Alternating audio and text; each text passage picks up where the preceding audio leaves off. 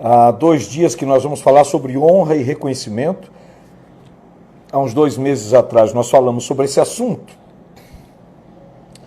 mas muita gente perdeu a live, a gente só ficou aqui por 24 horas a live, e agora a gente sabe que o Instagram está mantendo agora todo o tempo, né? Então nós podemos fazer novamente e deixar aí para abençoar todos que querem saber mais sobre esse assunto. Pastor Silas, querido amigo, Deus te abençoe e te guarde. Que bom saber que você está aqui. Pastora Élida, que coisa boa. Tem gente aqui de toda parte do Brasil e fora do Brasil. A Sandra de Cuba, Pastor Silas, Pastora Élida são do Suriname. Que bênção, irmã Ana Cristina da Embaixada Shekinah. Glória a Deus. Amados, nós queremos falar, claro, vamos partir da premissa desde da nossa aula, há uns meses atrás, que nós falamos sobre honra e reconhecimento, e chegaram muitos e-mails, chegaram muitas mensagens no direct, muita gente interessada em saber mais sobre esse assunto, até porque nós estamos vivendo em um tempo que é um tempo de desonra, né? As pessoas não honram mais liderança, não honra pai, não honra mãe, não honra a palavra de Deus, não honra ao próprio Deus. Isso tem nos preocupado. Por isso, nós estamos, há mais de 2 anos, realizando um seminário chamado Seminário da Honra, onde nós tratamos biblicamente tudo isso. É um seminário que nós já tivemos o prazer de ministrar em várias partes do Brasil, não é? E Deus tem nos dado graça ministrando sobre isso, sobre honra no ministério, honra à palavra de Deus, ao próprio Deus e à nossa liderança. E eu falei sobre isso em uma live com o Gleito, lá de Fortaleza, do Jardim Guanabara. Tem muita gente de Fortaleza aí, viu? Muita gente de Fortaleza. Quero cumprimentar meu querido amigo e pastor Moisés Pinto, que está aí também, nosso presidente da convenção da Conframeb. Meu querido amigo, o Senhor te abençoe e te guarde. Que bom tê-lo aqui conosco também. Amém? Os irmãos lá de Fortaleza, do Rio de Janeiro, que estão conosco, de outras partes do Brasil. Como eu disse, eu falei um pouco com o Gleito sobre honra e reconhecimento e sobre os segredos e mistérios da honra. E muita gente mandou e-mails e disse, pastor, fale novamente sobre isso.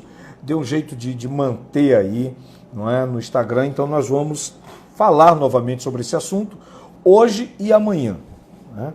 E há pouco eu tomei também uma decisão em meu coração de ministrar ainda essa semana uma live aqui para os jovens e solteiros, né? Essa semana é a semana do Dia dos Namorados e nós temos alguns conselhos bíblicos para quem está namorando.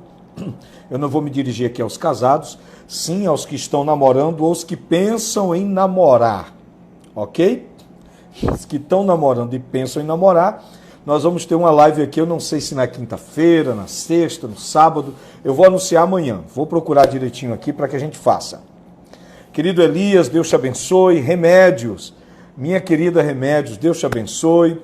Pastor Elton, o Senhor te abençoe e te guarde. Então, se prepara aí, que nós vamos começar. Eu estou animado hoje para ensinar mais uma vez esse assunto. E volto a dizer, fica de olho aqui nas redes sociais, fica de olho aqui no Instagram, porque nós vamos fazer uma live nessa semana para os namorados e para os solteiros. Ó, que bênção, hein? Quem sabe aqui nessa live você não encontra alguém aí. Tá bom? Então, ó, princípios de honra e de reconhecimento. Vamos lá do início. O texto que eu quero ler com vocês é o que está em 1 Samuel. 1 Samuel. Ó, toda vez que você for se referir aos livros do Antigo Testamento, nunca diga primeira. Nunca diga primeira. Porque não se trata de cartas. Se tratam de livros, alguns autorais. Então não se diz 1 Samuel, 1 Reis, 2, nunca no feminino. As cartas no Novo Testamento sempre no feminino. 1 de Pedro, 1 de João, 2 de João. No Antigo Testamento, primeiro, sempre no masculino. Guarda isso aí, tá bom? Então, primeiro livro, 1 Samuel, capítulo 2, versículo 30. Lá Deus está tratando sobre honra e Deus vai dizer o seguinte. É uma palavra muito dura, muito forte. Uma das palavras mais fortes que eu ouvi Deus dizer a um sacerdote. Ele vai dizer aqui, no capítulo 2, versículo 30, do primeiro livro de Samuel, é Deus repreendendo Eli. E Deus vai falar contra a casa de Eli, o sacerdote Eli. E Deus vai dizer o seguinte: portanto, diz o Senhor Deus de Israel, na verdade tinha falado eu que tua casa e a casa do teu pai andariam diante de mim perpetuamente. Porém, agora diz o Senhor, longe de mim tal coisa, porque aos que me honram, honrarei. Porém, os que me desprezam serão desprezados. Em outras versões diz esquecidos, e em outras versões vai dizer envelhecidos. Então presta atenção nisso. Eu estou com o nariz um pouquinho congestionado, irmãos, mas presta atenção nisso. Acho que o ar-condicionado está deixando pior. Deus está dizendo, os que me honrarem, eu honrarei. Os que me desonram, o que é que acontece com quem desonra? É desprezado, esquecido, envelhecido. Esse é o resultado da desonra. Primeira coisa que a gente observa nesse texto aqui é que ele parece trazer um tipo de acepção. Parece que Deus está fazendo acepção, uma acepção da parte de Deus sobre alguém. Mas, na verdade, Deus não faz acepção de pessoas. Porque parece que quando Deus diz, quem não me honra eu não vou honrar, parece que tem acepção. Parece que Deus está dizendo, vou fazer acepção entre o que me honra e o que não honra. Mas não é bem isso. Deus não faz acepção de pessoas.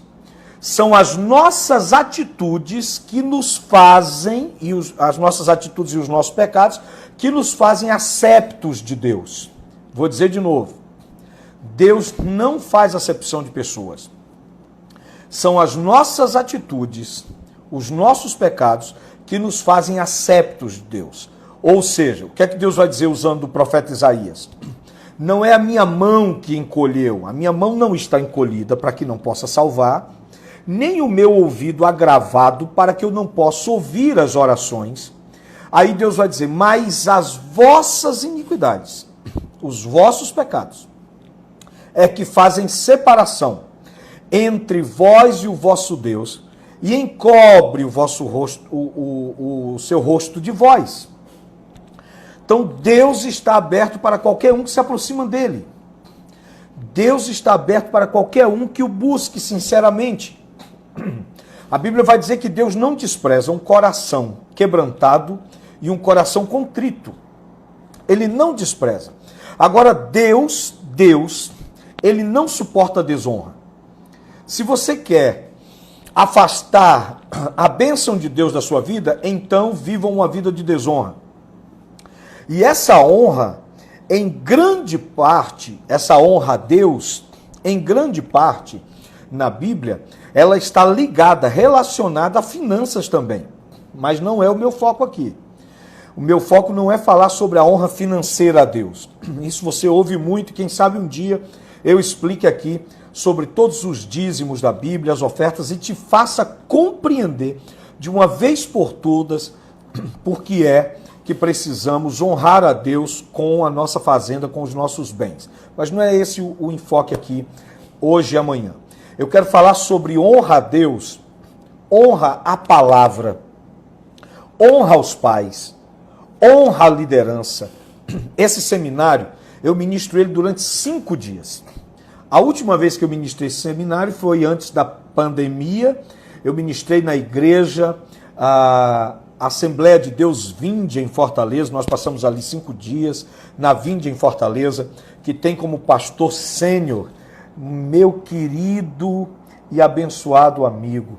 Uma igreja muito abençoada, uma igreja muito querida da Assembleia de Deus Vinde em Fortaleza.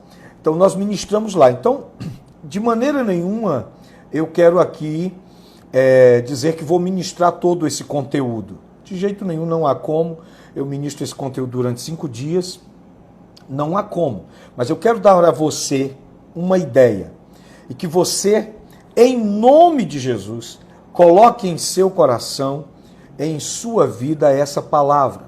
Porque ela pode nortear muita coisa na sua vida. Você vai descobrir, e vai descobrir rápido, que a honra abre muitas portas e a desonra fecha muitas portas. Tem muita coisa, eu ouso dizer a você, tem muita coisa na tua vida que ainda não está acontecendo, talvez porque você vive a cultura da desonra. E eu vou dizer por quê. Porque a cultura da desonra em nosso país é muito grande. E no meio evangélico, principalmente nessa geração que nós vivemos, é assustador a cultura da desonra. A desonra aos pais, às autoridades constituídas, desonra a Deus, a sua palavra, aos líderes que Deus levantou, nossas coberturas espirituais, aqueles que ministram sobre o nosso coração e que a Bíblia diz que são dignos de dupla honra. Nós desonramos aqueles que consideramos menores do que nós. Porque a honra bíblica, você vai descobrir que ela não está relacionada só a quem está acima de mim. A honra também está relacionada aos que são inferiores a mim, não é?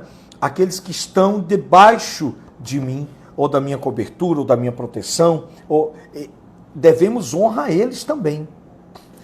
E nós vivemos uma cultura que busca ser honrado. Nós queremos sempre ser honrados.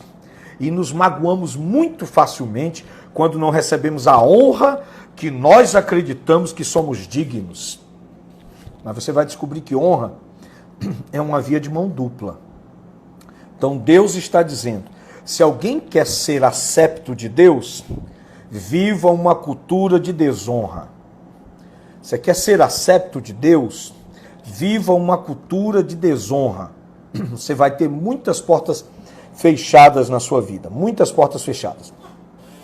Então nós vamos descobrir que Deus está dizendo o seguinte, que aquele que busca intimidade com Deus deve honrá-lo.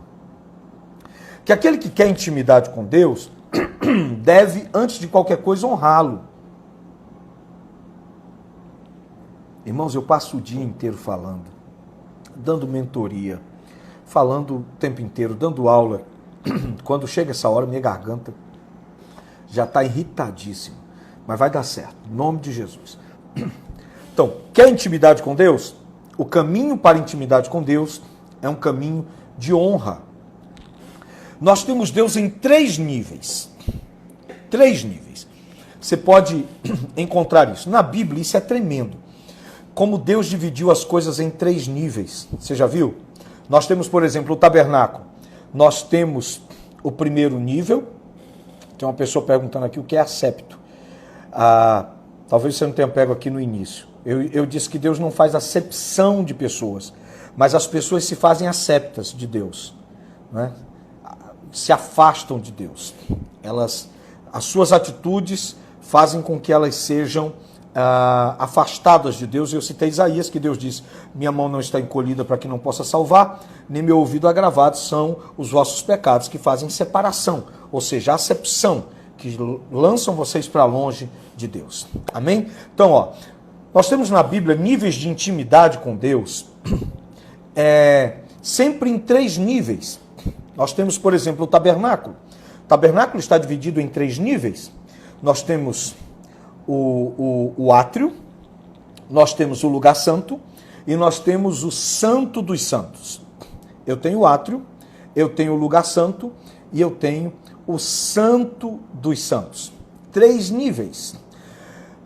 Aqui no lugar, no átrio, ministravam os levitas, os sacerdotes, todos da família sacerdotal, ou os que tinham ministério da casa sacerdotal, que era a casa de Arão, e das casas levíticas. Nós temos na tribo de Levi a casa de Arão, os aronitas. Nós temos a casa de Merali, os meralitas. nós temos a casa de Coate, os coatitas, e nós temos a casa de Gerson, os gersonitas. Só podia haver sumos sacerdotes e sacerdotes da casa de Arão, é a casa sacerdotal. Mas as outras casas levíticas serviam ao Senhor no santuário. E ali no átrio, só tem acesso à casa de Levi. Quem não era da tribo de Levi não podia entrar pela primeira porta e acessar o átrio.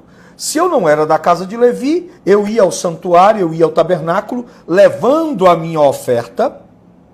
Na porta do santuário eu entregava a minha oferta. O animal para o sacrifício, fosse ele qual fosse. O meu limite era na entrada. Eu entregava, um levita porteiro recebia, levava para dentro, entregava ao sacerdote, e o sacerdote ia sacrificar. Então, mas ali, quem não tem acesso, mesmo sendo judeu, não sendo da casa de Levi, eles não tinham acesso ao átrio. Só quem era da casa de Levi. Mas olha como a coisa vai afunilando. Ó. O povo fica do lado de fora, das outras tribos. Vem até a porta, mas quem está ali no átrio, no primeiro compartimento do tabernáculo, são os levitas. Eles ministram ali. Mas tem o lugar santo. Ali é o primeiro nível, onde todo mundo entra. Mas eu, sendo da tribo de Levi, eu tenho então o lugar santo. No lugar santo, só os sacerdotes e o sumo sacerdote podiam entrar. Ó, as outras casas já não entram no lugar santo. E aí eu tenho o Santíssimo. O lugar que era dividido pelo véu e que estava a Arca da Aliança, onde estava o maná escondido, a vara de Arão, as tábuas da lei. Naquele lugar, os sacerdotes não entravam. Só entrava o sumo sacerdote, uma vez por ano, levando sangue de um animal puro, não é? Porque tinha que ser o sangue do cordeiro. O cordeiro tinha 1 ano, e ele oferecia o sangue diante de Deus, e ali o kavod, a glória de Deus se manifestava naquele lugar, porque Deus vinha para cobrir com aquele sangue o pecado do povo.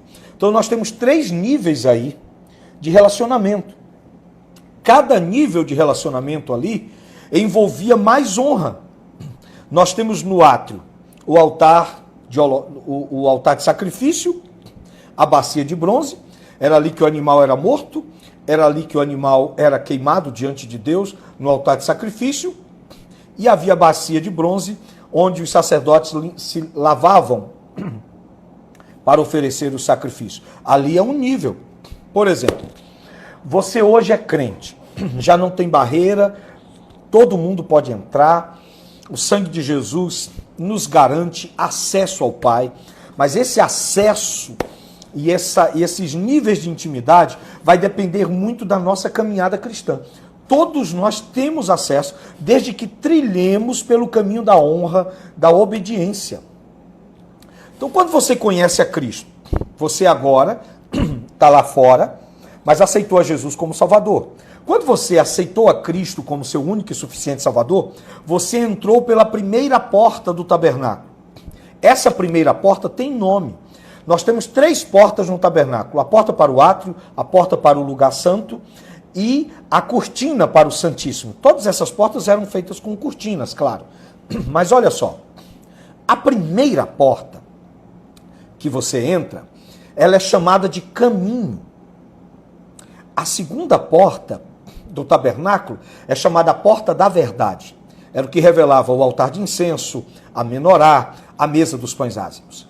E nós temos então a terceira porta, que era chamada de vida. Você sabia disso?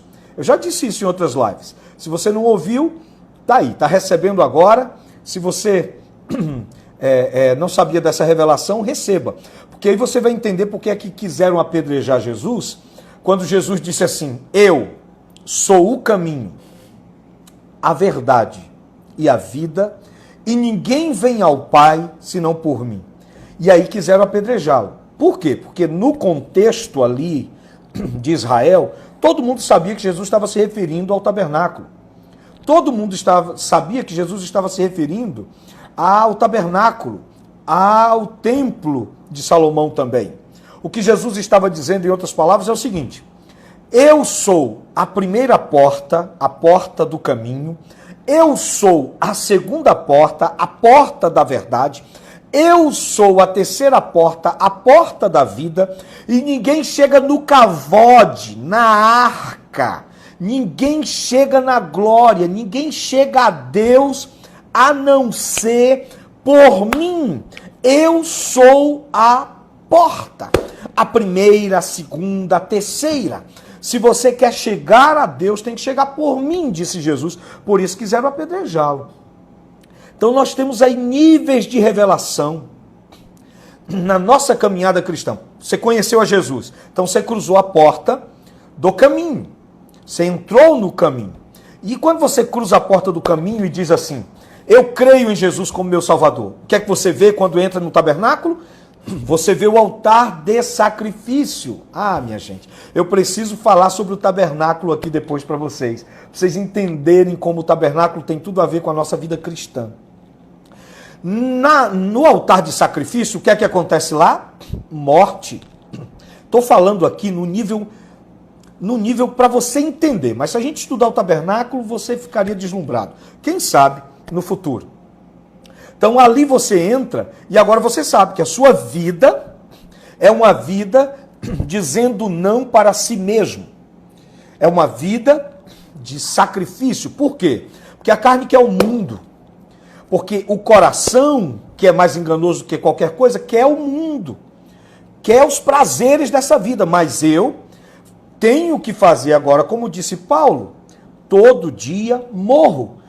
Eu preciso estar sempre no altar de sacrifício para que eu tenha uma vida de comunhão. Então eu criei em Jesus, entrei pela porta do caminho, vou para o altar de sacrifício, não é? Me entrego e depois do altar de sacrifício o que é que eu tenho? A bacia de bronze com água, onde os sacerdotes se lavavam. Isso fala do batismo. Entrou pelo caminho, disse não para si mesmo, está seguindo a Jesus, então está na hora de ir para a pia de bronze. Tem que se batizar. E essa pia, diz a Bíblia, era feita com os espelhos das mulheres. Isso é uma revelação grande, extraordinária. Minha vontade é dizer tudo, né? Mas nós não temos tempo aqui. Glória a Deus. Quem está entendendo aí, diz um amém aí para mim. Mãe Lúcia, lá de Parnaíba, minha querida mãe, Deus te abençoe. A minha mãe parnaibana. Glória a Deus. Alice Nunes, lá no Suriname também, Deus abençoe. Você está entendendo aí? Toca nesse coração aí, que eu vou considerar você tocando nesse coração aí um glória a Deus. Você está glorificando a Deus pela revelação que está recebendo. Amém? Olha só. Aí eu tenho, depois que passo por esse nível, vou entrar no terceiro. A segunda porta, ela tinha 5 colunas de ouro. Isso fala sobre os 5 ministérios na igreja. O que está em Efésios 4, que Deus deu uns para pastores, evangelistas, apóstolos, mestres e profetas. E aí só pode entrar, a doutrina está dizendo, quem morreu no altar de holocausto, quem passou pelo batismo, agora pode exercer o ministério dentro da tenda. Mas eu não vou falar sobre isso até que então eu chegue no terceiro nível, um nível maior de intimidade com Deus. A gente vê isso na Bíblia inteira, gente. Eu podia falar isso aqui para vocês durante horas. Na Arca de Noé, 3 níveis. O andar de baixo, o andar do meio, o primeiro, não é? E aqui sendo o térreo como o primeiro, o outro nível como o segundo, e o terceiro nível da arca. Nós temos João ensinando em suas cartas esses 3 níveis dizendo que na igreja existem os filhinhos. Ele vai dizer, filhinhos, aqueles que nasceram, vocês conheceram a Cristo. Ele não está falando de criança. Eu acho incrível como quem lê a Bíblia parece que não olha os contextos. Eu vejo pregadores dizendo, olha, João está falando das crianças, está falando dos jovens, está falando dos velhos. Não, não. João está falando das crianças na fé, dos jovens na fé e dos pais na fé. Quem são os filhinhos? Pode ser um velho de 80 anos, mas que aceitou Jesus agora. Ele é um neófito, um novo na fé. Então ele é um novo na fé. Então, quem é novo na fé? Filhinhos. Ele vai dizer, eu vos escrevo porque vocês conheceram a Cristo, vocês acabaram de nascer, vocês estão tomando leite. Aí o segundo nível, olha o segundo nível, jovens, eu vos escrevi porque sois fortes. A palavra de Deus está em vós e já venceste o maligno. Isso é nível de maturidade. Nós temos o filhinho, nós temos agora os jovens. Aí ele vai dizer, pais, vos escrevo porque vocês conhecem a Deus. Esse é o nível. Esse é o nível que você precisa alcançar. Porque eu conheço gente que tem 30 anos de crente, mas é um filhinho. É ainda uma criança, nunca amadureceu. Nunca cresceu. É um filhinho. Ah, pastor, eu tenho 15 anos de crente, mas faz pirraça. Ainda faz pirraça? Se alguém não pega na tua mão dando a paz do Senhor, no outro dia você está zangado? Se o pastor não te visita, você sai da igreja? Você é pirracento? Coisa de menino. Tem inveja de todo mundo? Coisa de menino. Você já viu que você dá para uma criança uma xícara? Ele fica feliz. Mas se ele vê outra criança com a mesma xícara, ele começa a criar pirraça. E se a xícara da outra for melhor, aí é que a pirraça é grande, não é? Coisa de menino. Isso é aceitável de um filho na fé, de uma criança, de um neófito. Mas de alguém que já tem muitos anos de fé, você já deveria ter evoluído. Você já deveria ser um jovem na fé. Porque um jovem na fé, ele não se preocupa com essas coisas. Quando alguém não pega na mão dele na entrada da igreja, ou se ele dá a parte do Senhor e alguém entrou e nem olhou para trás, ele já entende as dificuldades da caminhada do ser humano. Ele diz, o que será que aconteceu com esse irmão? Em vez de dizer, bicho orgulhoso, é por isso que eu não gosto dessa igreja, eu não piso mais aqui, o que é que alguém maduro faz? Vou orar por ele. Deve estar atravessando algum problema. Ou vai até onde ele está e diz, irmão, posso lhe ajudar em alguma coisa? Eu senti que você não está bem hoje. Mas o menino faz pirraça. O menino gosta de se jogar no chão e se bater. Está assim de menino dentro das nossas igrejas, porque não conhece os níveis de amadurecimento cristão que só vem quando ele desenvolve uma cultura de honra à palavra e honra a Deus. Olha que eu ainda nem entrei, eu tô aqui só falando, só dizendo sobre esses níveis. Eu ainda nem comecei a falar sobre a honra aqui, mostrando isso na Bíblia. Eu estou falando dos níveis que você pode alcançar se você viver uma vida voltada inteiramente para a honra, tanto a Deus como aos pais, como aqueles que são sua cobertura espiritual, que Deus levantou como sacerdote em sua vida, como aqueles que estão debaixo da sua autoridade e assim por diante. Então, é um nível dos jovens. O que é que caracteriza um jovem na fé, segundo a Bíblia? O que é que caracteriza ele aqui, segundo o que João escreveu? Olha só. Jovens, sois fortes porque a palavra de Deus está em vós. Você não ama a Bíblia? Você vive com a sua Bíblia, você tem todo tipo de Bíblia em casa, mas não tem ela no coração? Porque o povo de Deus, antigamente, porque não tinha facilidade de ter Bíblia na mão, aqui em casa, aqui no meu escritório, eu tenho 40 versões da Bíblia. E agora mandei pedir mais 2. A gente tem Bíblia, mas não adianta nada eu ter ali a minha estante cheia de versões da Bíblia, se ela não está aqui. Um menino na fé anda com a Bíblia, e ele compra uma grandona para mostrar para todo mundo que ele tem. Ele gosta de comprar a Bíblia mais cara de estudo. Por quê? Porque ele é menino. Ele gosta de mostrar que tem. Para que os outros vejam. Ele tem. Agora, o jovem na fé? O jovem na fé, o que caracteriza ele, a força dele, não é a juventude, que não está se falando de jovem aí na força da juventude. João está fazendo uma aplicação prática usando a criança, o jovem e o velho. Mas ele está dizendo que o jovem na fé é aquele que colocou a palavra aqui, no coração. Não está mais só na mão, não, está na alma. Jovens, sois fortes. Qual o motivo da fortaleza de um jovem? A palavra de Deus está em vós. Por isso já venceu o maligno. Quer vencer o diabo, irmão? Conhece a Bíblia. Quer vencer Satanás? Leia a sua Bíblia. Cresça. Se torne poderoso em Deus. Eu vejo gente querendo vencer as obras do diabo.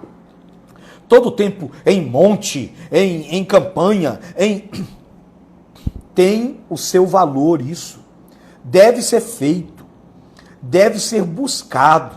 Mas se você não tem a palavra como alicerce, o vento te derruba. Quanta gente vive de monte em monte, mas quando o vento vem, só a graça. Por quê? Porque a palavra não está dentro dele. Então, o que caracteriza um jovem na fé é a palavra está em vós. Por isso, você venceu o maligno. Me diga como é que Jesus venceu o diabo lá em Lucas 4, em Mateus 4, na tentação no deserto. Jesus fez o quê? Qual a atitude dele? Está escrito. Está escrito. Dito está. Está escrito, dito está. Jesus tinha a palavra de Deus na sua boca e em seu coração. E se tem uma coisa que Satanás não suporta, é a palavra de Deus no coração e na boca de um homem, de uma mulher que entrou pela porta do caminho e entrou pela porta da verdade. Não é à toa que a segunda porta é a porta da verdade. Porque a segunda porta é essa aqui, ó. Verdade. Bíblia. Essa é a porta que você tem. Entrei pela porta da salvação, aceitei a Jesus, confessei como meu Senhor. Entra pela porta da verdade. Tem gente com 20 anos de crente que nunca passou por essa porta. Continua correndo ali no átrio. Não entra por nada, ele não entende por nada, porque essa porta te leva ao serviço cristão. Essa porta te faz servir as pessoas. Te leva a entender coisas extraordinárias. Quando eu passo pela porta da verdade, o que é que eu encontro?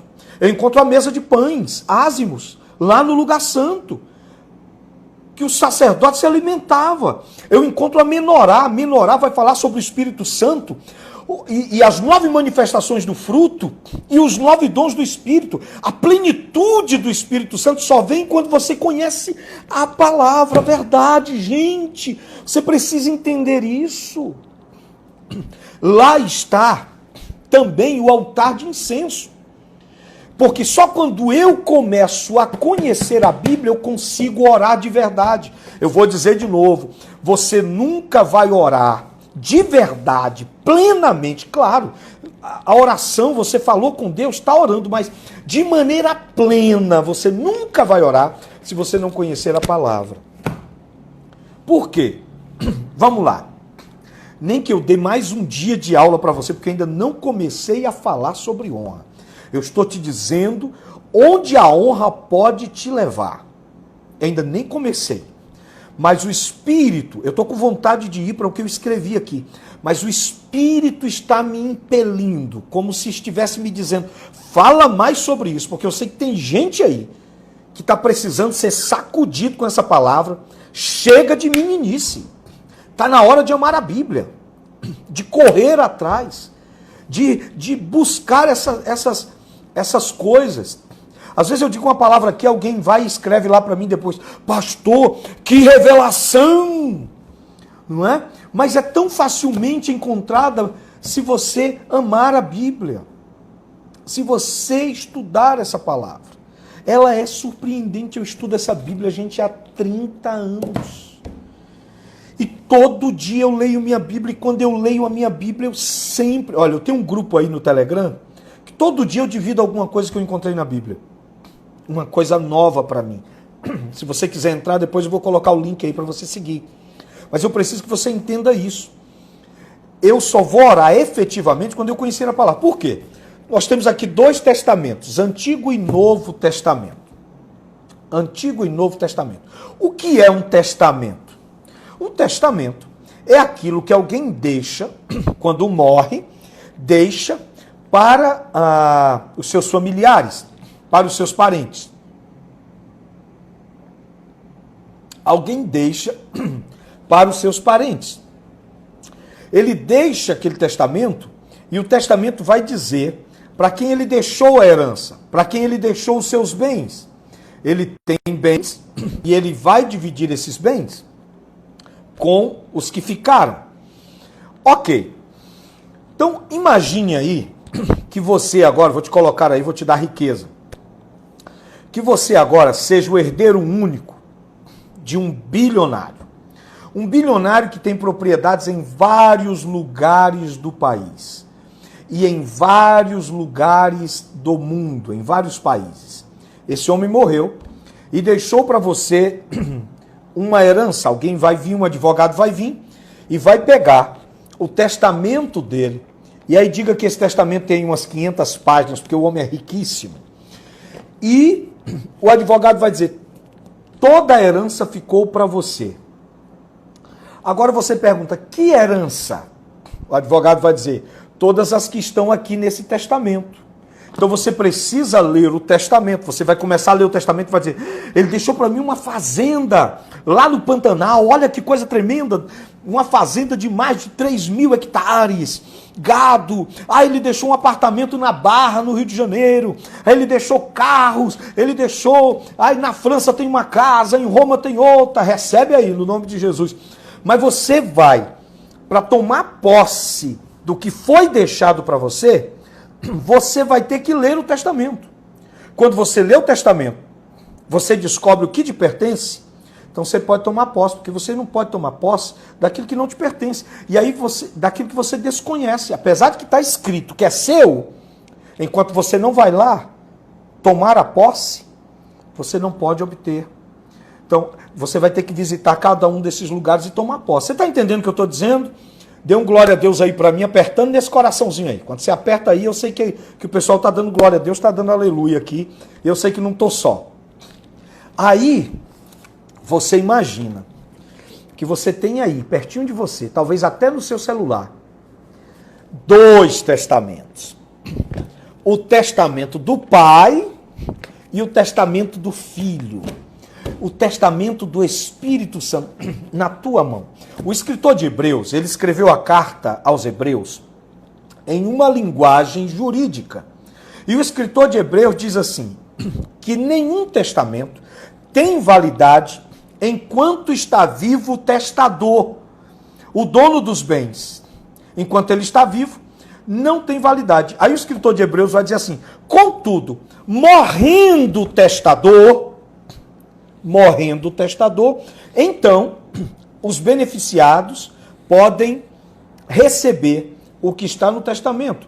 Aí ele continua dizendo, por isso, Jesus, aleluia, por isso, Jesus morreu. Para quê? Para que nós possamos tomar posse das mais de 8.000 promessas que estão aqui para vivermos em vida. Você sabe quais são? Você não vai saber até que você leia. Enquanto você não se tornar um estudante profundo da palavra, você não entrou pela segunda porta. A porta da verdade. A porta da... Quanta gente com tantos anos de crente, e a gente vai ensinar uma coisa e ele não sabe. Mas isso está escrito aonde? Como? Em que lugar? Porque continua correndo ali no átrio. Só no altar de sacrifício e na bacia de bronze. Só no altar de sacrifício e na bacia de bronze. Correndo ali no átrio. Mas você precisa entrar pela porta da verdade. E eu volto a dizer, eu estou ensinando isso aqui para poder mostrar o caminho que a honra te fará trilhar. Depois que eu passo por essa porta, João vai dizer, pais, eu vos escrevo, porque vocês conhecem a Deus. É a terceira porta.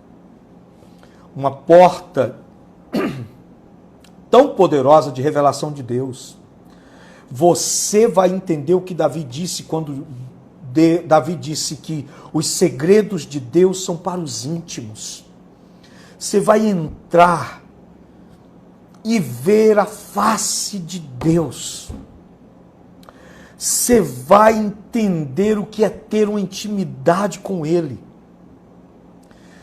A Bíblia diz, então tu dirás, Senhor, e Ele te dirá, eis-me aqui.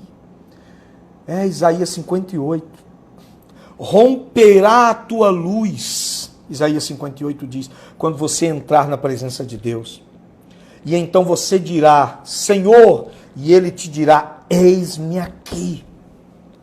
É esse nível de intimidade que nós precisamos trilhar, entender isso, caminhar em direção a isso. E como eu vou? Deus está dizendo aqui, olha que palavra dura essa, que Deus diz para o sacerdote Eli.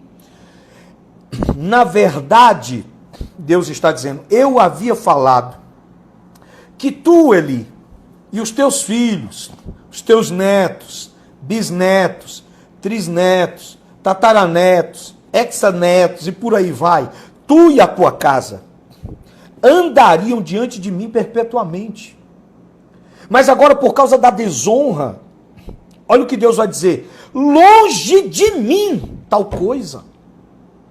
Você já imaginou isso? Deus te fez promessa, Deus me fez promessa, Deus nos fez promessa. E de repente, a desonra nos afasta dessas promessas. Porque tem gente que diz assim, olha o nível dos conhecedores. Pastor Oséias, se Deus fez uma promessa, tem que cumprir.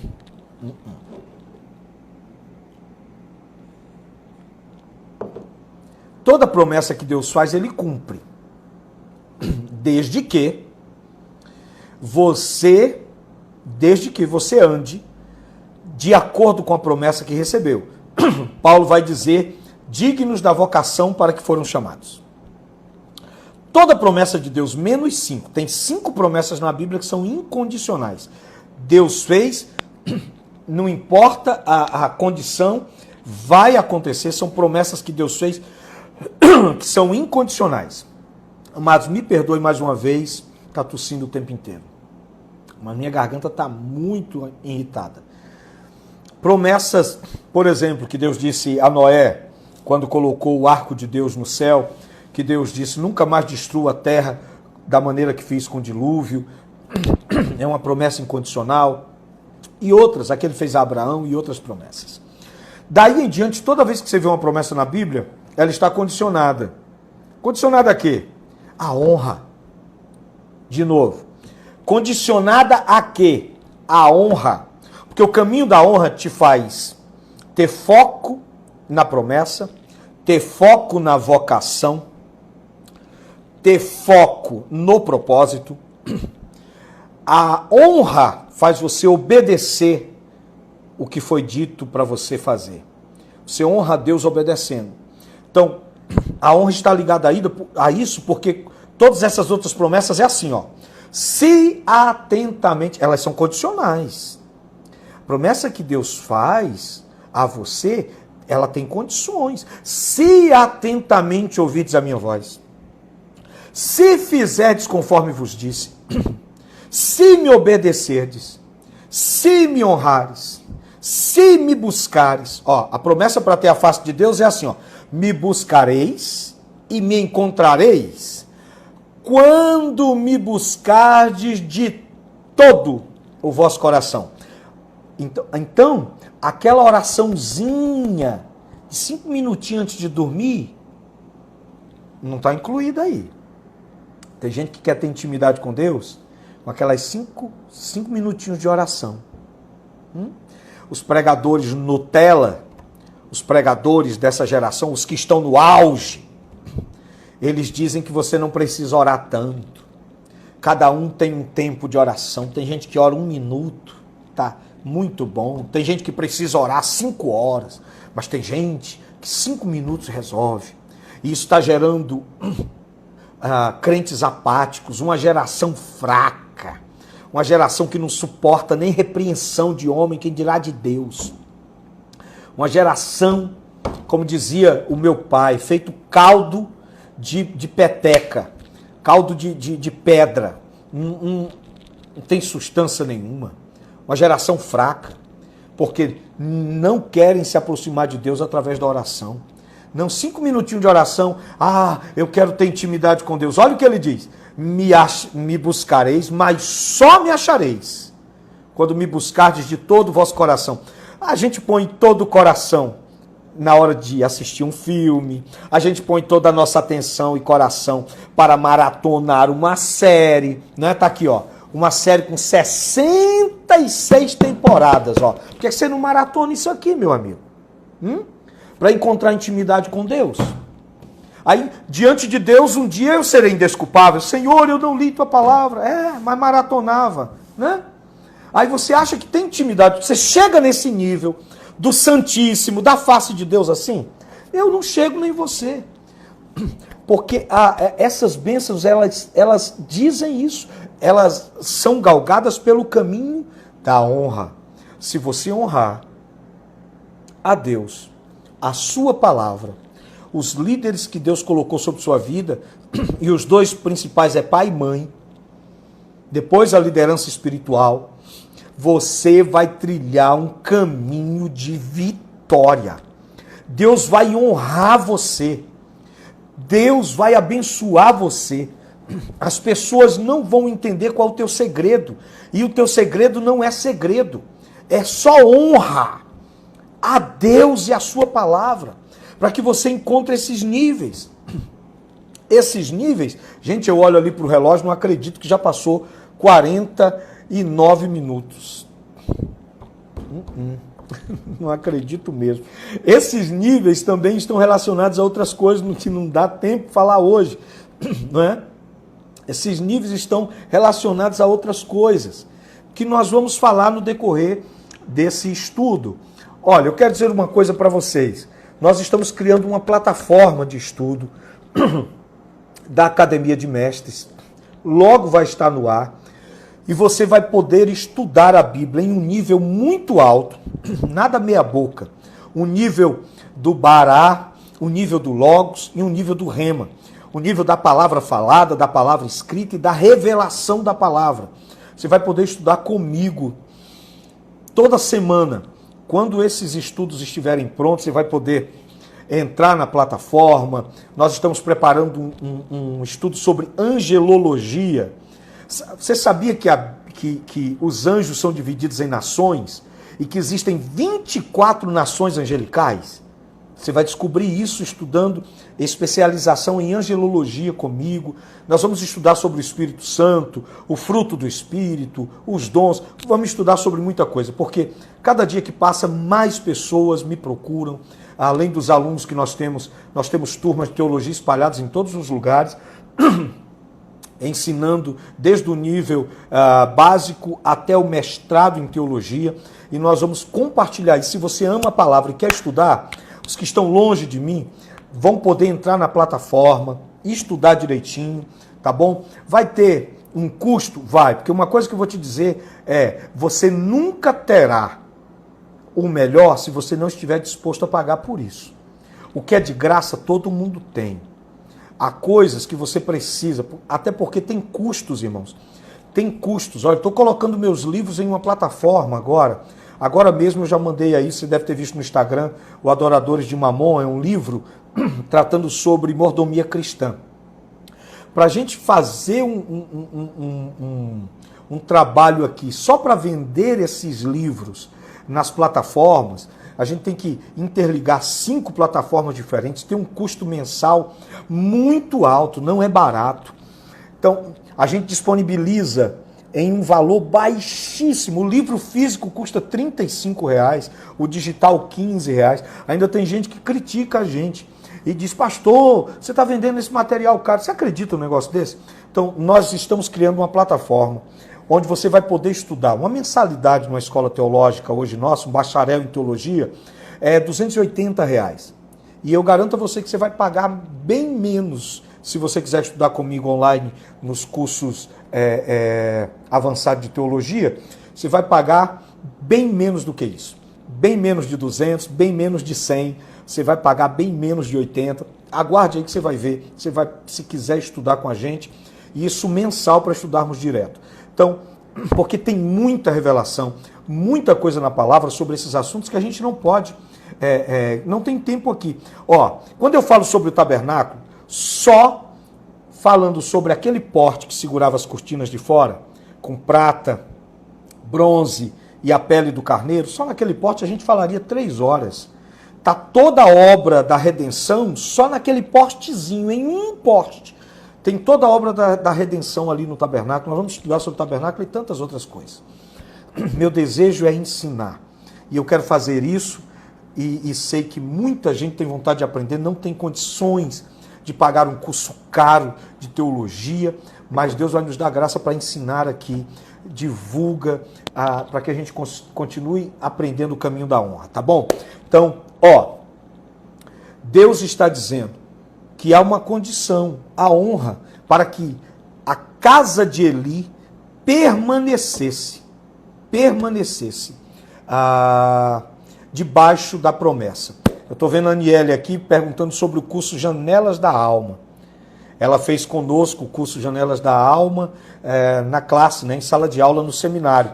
Também estou preparando ele aqui, Aniele, para que a gente ministre as janelas da alma, as 7 janelas da alma, cura para a depressão, para a opressão. Você vai entender como a tua alma funciona, como é que Deus criou os meandros, da tua alma, dos teus sentimentos, para que você aprenda a lidar com isso. Nós estamos juntos e vamos lá, tá certo? Então, olha, desonrou as promessas, elas infelizmente, quando a desonra acontece, as promessas são envelhecidas. Negócio tremendo. O pessoal que fez Janelas da Alma está aí dizendo, fui curada, Samila, fui curada no período desse curso, muita gente foi curada na alma, gente com pensamento suicida, ideação suicida e tanta coisa, e nós precisamos fazer outras turmas. Nós tivemos 80 alunos, vamos fazer outras turmas aqui, vamos fazer também pela internet, no nome de Jesus, com todo o material para você receber aí, tá bom? Gente, eu não saí da introdução, tem muita coisa para falar, mas nós vamos entrar nesse caminho da honra. E no caminho da honra nós alcançaremos todos esses níveis de relacionamento com Deus. Níveis poderosos de relacionamento com Deus. Nós vamos entrar para o átrio. Já entramos? Você já serve ao Senhor? Que bom, você está no átrio. Você já morreu no altar de sacrifício? Já morreu? Amém. Já passou pelo batismo? Amém. Agora você precisa entrar pela porta da verdade. Você ama a palavra, quer estudar a palavra, quer caminhar. Tem quem ensine. Se quiser caminhar, vem com a gente, porque tem quem ensine. E eu ensino com todo o meu coração. Quem me conhece sabe o quanto eu me derramo em ensinar e quero fazer discípulos em nome de Jesus que conheçam realmente a palavra de Deus, porque nós estamos vivendo tempos difíceis, que o que estão ensinando não é palavra de Deus. Gente, a gente precisa acordar.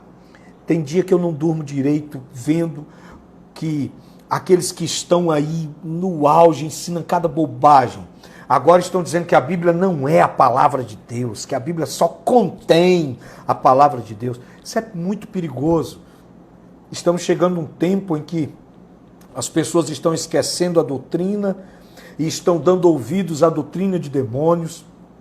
Paulo falou sobre isso, João falou sobre isso, dizendo que os homens dos últimos dias seriam amantes de si mesmos, desprezariam a palavra para dar ouvidos a contos de caronchinha, a histórias, a revelações especiais que alguém diz que tem. E a Bíblia diz, amutuarão para si pastores, doutores e líderes, que só lhes diga o que faz bem ao seu coração, só o que querem ouvir. Nós vivemos nesse século, nós vivemos nesse momento, mas Deus tem sempre um remanescente que ama a palavra, que não deixa a palavra ser esquecida. Não é? Se você, a Samila está dizendo, já deixei de seguir muito, tem que deixar de seguir mesmo. Você vê um cara dizer que a Bíblia não é a palavra de Deus, para de seguir esse cara. Para de seguir esse cara. Não é? Porque quando eu digo que a Bíblia não é a palavra de Deus, ele diz assim, a Bíblia só contém a palavra de Deus. Olha, tem pelo menos 5 pregadores famosos, com 5 milhões, 6 milhões de seguidores, pesquisei que você vai encontrar. Famosíssimos no Brasil, que de janeiro para cá negaram a autoridade da Bíblia e estão dizendo que a Bíblia não é a palavra de Deus, que a Bíblia só contém a palavra de Deus.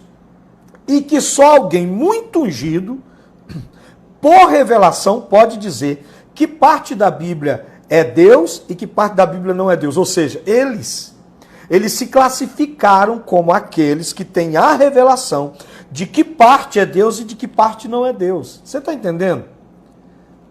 Olha, gente, os dias estão maus, difíceis. O cara negou a divindade da palavra, negou a palavra, diz que deixa de seguir esse cara. Pelo amor de Deus. Não vai nesse caminho não, porque eles vão te ensinar contos de caronchinha aí. Então, se você quer estudar a palavra de Deus, amanhã, nesse mesmo horário, nós vamos dar continuidade, aí sim vamos entrar nessa questão da honra mais profundamente. Porque o que eu quis te mostrar hoje é que, se você quiser trilhar pelo caminho da honra, a palavra, a Deus, aos pais, o caminho da honra em todos os sentidos, na sua vida financeira, você vai encontrar o favor de Deus na honra. Eu vou te mostrar como o favor de Deus veio sobre Abraão por causa da honra, veio sobre Isaac por causa da honra, sobre Jó por causa da honra, Moisés por causa da honra. Todos os grandes homens de Deus na Bíblia alcançaram o que alcançaram porque decidiram honrar a Deus. Nem que eu falei hoje e amanhã, porque na quarta eu tenho aula, mas nem que na quarta eu fale de novo aqui, tá bom? Amanhã nós vamos continuar falando sobre isso. Eu quero que vocês entendam essas questões da promessa e da honra. Porque se você não honra a Deus, não adianta nem estar no culto. Vou dizer de novo. Se você vai a um culto e não honra a Deus, ou no seu culto particular, ou no culto na igreja, no templo, era melhor você nem ir. Pastor, não diga isso. É bom estar na igreja, se for para adorar. Eu não tenho meias palavras, irmãos. A Bíblia diz que só tem quando você entra na presença de Deus, só tem 2 formas de sair da presença de Deus. A presença de Deus é perigosa. Vou dizer de novo. A presença de Deus, as pessoas é que estão fazendo da presença de Deus uma presença qualquer. Mas o próprio Deus disse, guarda o teu pé, quando entrares na casa do Senhor, na presença de Deus, não te apresses a sair da presença de Deus. A presença de Deus é perigosa. De novo, a presença de Deus é perigosa. A graça nos deu livre acesso, mas os princípios de honra e reconhecimento permanecem. É porque Deus vai cobrar depois. Na lei, Deus cobrava na hora. Na graça, não. Está juntando para ser cobrado depois. Mas a presença de Deus é perigosa. Quando alguém entra na presença de Deus, só tem 2 maneiras de sair. Ou abençoado ou amaldiçoado. Até o sumo sacerdote, quando entrava, se ele não estivesse bem, ele morreria. Imagina isso. Então está acabando o nosso tempo, o Instagram já vai derrubar aqui a nossa live. Tira um print aí, posta, convida muita gente para estar aqui com a gente amanhã, novamente, a partir das 8 horas. E eu sei que Deus vai se revelar grandemente ao teu coração, à tua vida. Dá uma olhadinha nos stories aí, tá bom?